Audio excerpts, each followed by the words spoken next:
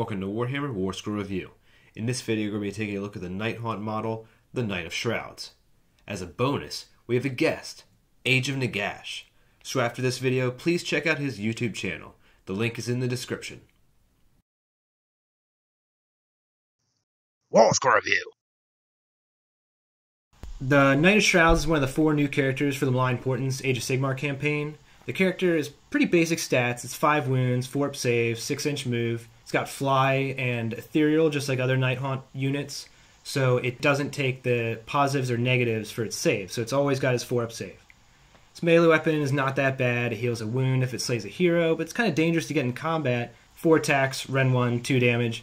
The real reason you're taking the Knight of Shrouds is for the Spectral Overseer command ability. You want to explain what that is? Yeah, sure. So it's a really good ability if you are taking a Nighthaunt army. And what it is if this model is your general and uses command ability, then in the combat phase of this turn, add 1 to the hit rolls for friendly Nighthaunt models while they are wholly within 9 inches of your general. So straight away, this sounds really good because as all Nighthaunt now is doing lovely things when it gets 6 to the hit, turning its normal damage into mortal wounds. But the only negative I would say about this is the new range restrictor of this command ability, which is wholly within 9 inches of it, not just any units that can be like just clipped within the 9 inches. Yeah, that is kind of a limit, the wholly within, but it is, just a note, it's per model. So even if you have just one model of a unit in, that one model gets the bonus. Another limiting thing, it's only your combat phase. So a lot of command abilities, they'll go in both phases, but this one is only yours. Yeah, that's very true, yeah. And also the models for the Nighthaunt, they're not particularly the smallest, so it's going to be quite hard to get a big unit of Spirit Host, for example, within that 9 inches. It means that the Knight of Shrouds has to be quite close up the battlefield, quite, close towards the enemy lines. We could put them in threat of enemy shooting. Again, like you were saying, it's only in your turn. So I'm just so used to, your command ability is obviously saying until the next hero phase. So with this, it does feel quite...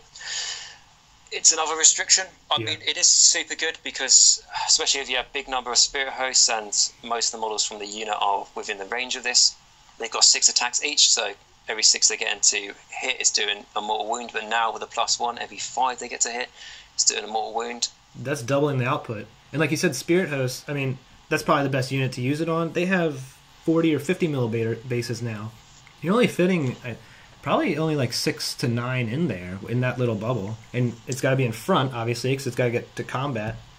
Yeah, exactly. It's the very tradition of Age of Sigmar. When your battle lines crash, sometimes it can be in an awkward shape, but a lot of the time it's like a flat line hitting the enemy's flat line. Mm-hmm. And so that means that especially how you pile in your models into combat to get as many of them to fight, you'll be piling them in outside of the range of this bubble more than likely. Right. The other thing I thought they could be good for is Hexrace, though, because you've got 5 Hexrace in a unit, for the minimum size, and they have 2 attacks each with their special scythes. That would mean each model in that unit, so that's 10 attacks from their scythes, is now doing mortal wounds on 5s. And the reason why I say Hexrace instead of Spirit Hosts maybe is just because Hexrace are generically a bit better, because with Spirit Hosts, if the enemy can make you minuses to hit just as much as you can make your guys pluses to hit, it's sort of as the Spirit Hosts. I mean, they've got 6 attacks, and on 6s they're doing mortal wounds. But if the enemy makes them -1 to hit, that unit is now only hitting on 6s, and that's it.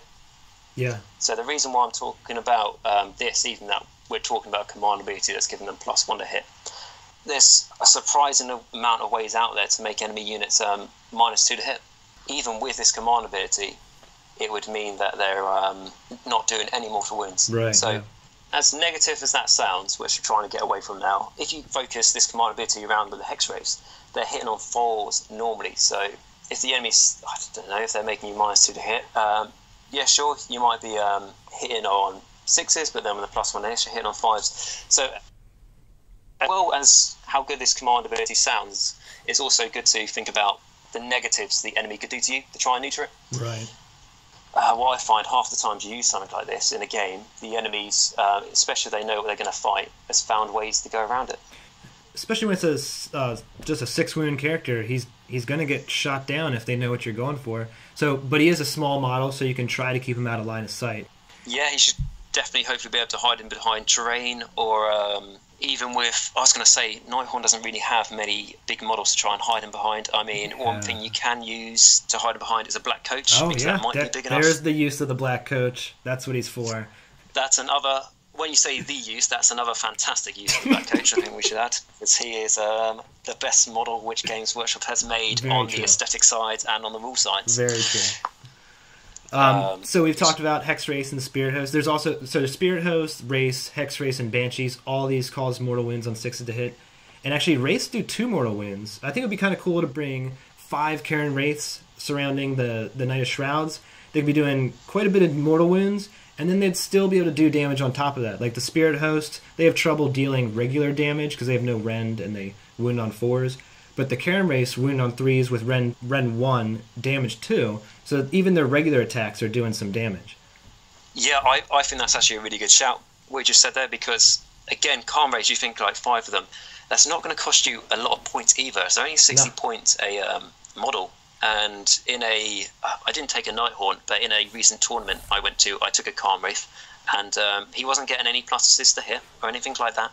But in a 5k tournament, he ended up doing probably about 18 mortal wounds on just getting 6s to do those 2 mortal wounds with a scythe. So if you're getting pluses to it, and you had 5 of these little guys, could be really good. Generally, I think, yeah, that's a good shout. It's leaving more space for other models. Like Karen Race are a very small footprint. You have more space for more Spirit Host or Hexrace or whatever to also get the Knight of Shrouds bonus. Yeah, again, that's another good point. I mean, the Hexrace base, what is that? Is that a... sorry, the Calm Wraith, yeah, sorry. That's 20... Does that come with a square base now, or is it a round one? I think it comes with a 24mm circle base, or 25. 25, yeah, so you could easily circle literally just the... you could probably fit 5 just around the base of the Knight of Shrouds, and then have the Spirit Host still within those 9 inches. And don't want to forget the Mourngul. He also does... he has an ability that triggers on 6s to hit. He gets an extra damage for his attack, so he's doing 3 damage. A lot of people kind of knock the Mourngul now. He's getting nerfed a little bit. He deserved it a little bit before, but I think this also gives him a little bit of a boost at the same time. Yeah, I mean, talking about Mourngul, I think a lot of people did complain against him, and then eventually Games Workshop decided to listen. So he has got weaker, but he could still be within range of this command ability. And like you say, he does an extra damage with his weapon. So his weapon usually does 2 damage, but if he gets a 6 to hit, that attack will do 3 damage. And also in the Nighthaunt faction, we got command traits and artifacts. I didn't find any of the command traits that great. There's Lingering Spirit for an extra wound, Cloak of Shadows for -1 to hit. These are kind of defensive things. What do you think you would take in a Nighthaunt army? A Nighthaunt army, the command traits, I would probably take... I can't remember the name of it, unfortunately, but I would take the one that gives you... Is it +1 to setting up Nighthaunt units on the board? The Ruler of the Spirit Host is re-roll that roll. I was re-roll that roll. Yeah, that one is good, yeah. I would take that just because I think in most of your games, that's going to be the best passive ability. That's why I think definitely something that helps out the army a lot more, so I'd take Ruler of the Spirit Hosts. But some of the artifacts are quite interesting. Would you like to say what some of the artifacts are? Yeah, my favorite would be, in this case, is Light Shard of the Harvest Moon, because it re-rolls hit rolls with a 6-inch aura. It's only once per game, but that's really good. I think it's best with the Spirit Host, because that low accuracy is almost a blessing in disguise in this case, because when you're re-rolling hits, the 5 is basically doing nothing, because it's a regular attack. 6s do mortals, and then 1 to 4 you can re-roll and possibly get another mortal. When you're +1 to hit, 5s and 6s are doing mortals, 4 is kind of your one that you don't want, and then 1 to 3 can still get you another mortal wound because you're re-rolling it.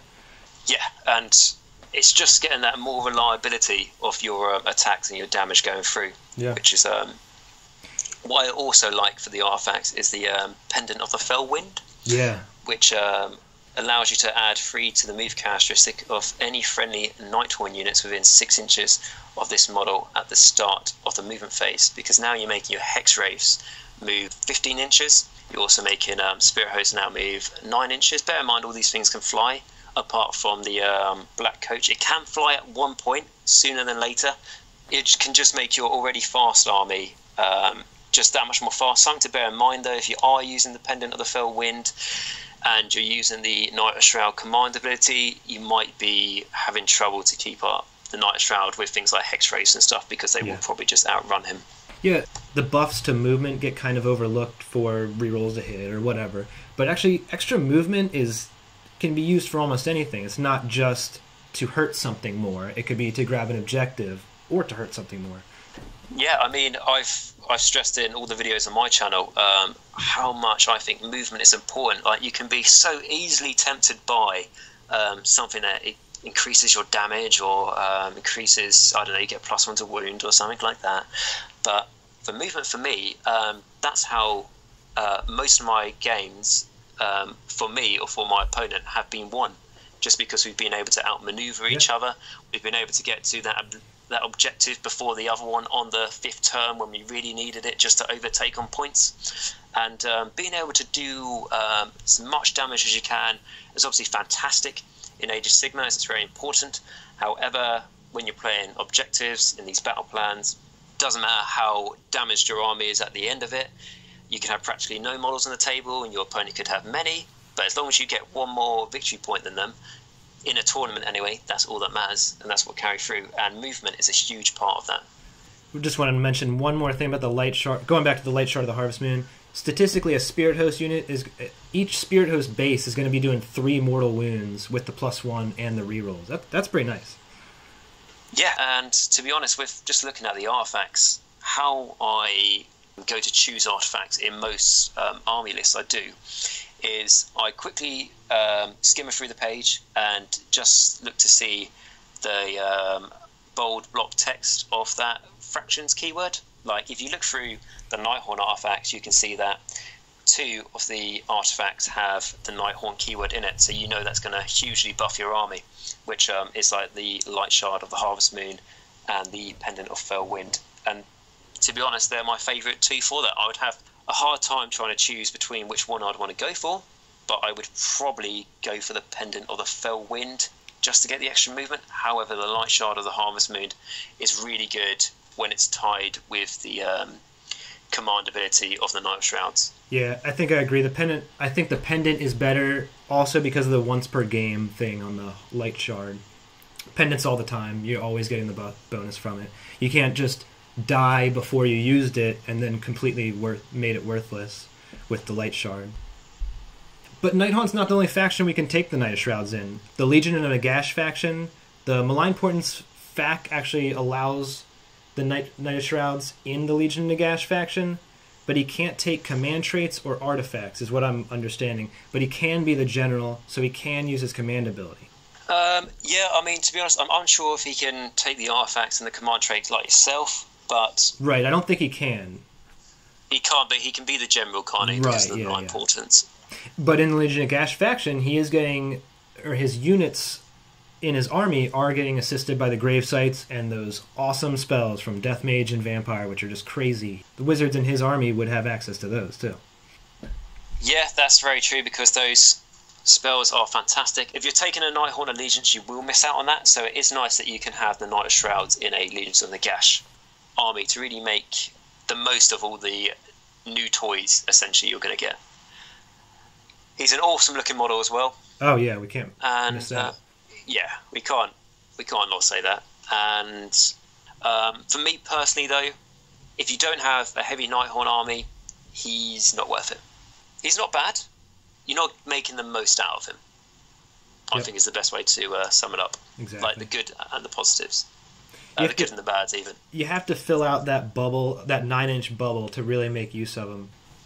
He's not really that universal. Pretty much have to either load up an army with Nighthaunt or take the Nighthaunt faction, effectively.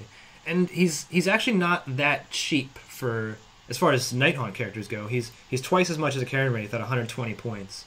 So he's not incredibly cheap, but I think he's pretty good for +1 to hit. To sum out the Knight of Shrouds, I think he is really good in a Nighthaunt army. I think he's definitely worth his points. He's going to add a lot to your army. In a Nighthaunt army, I can't fault this guy. I think he's almost an auto-include. Yeah.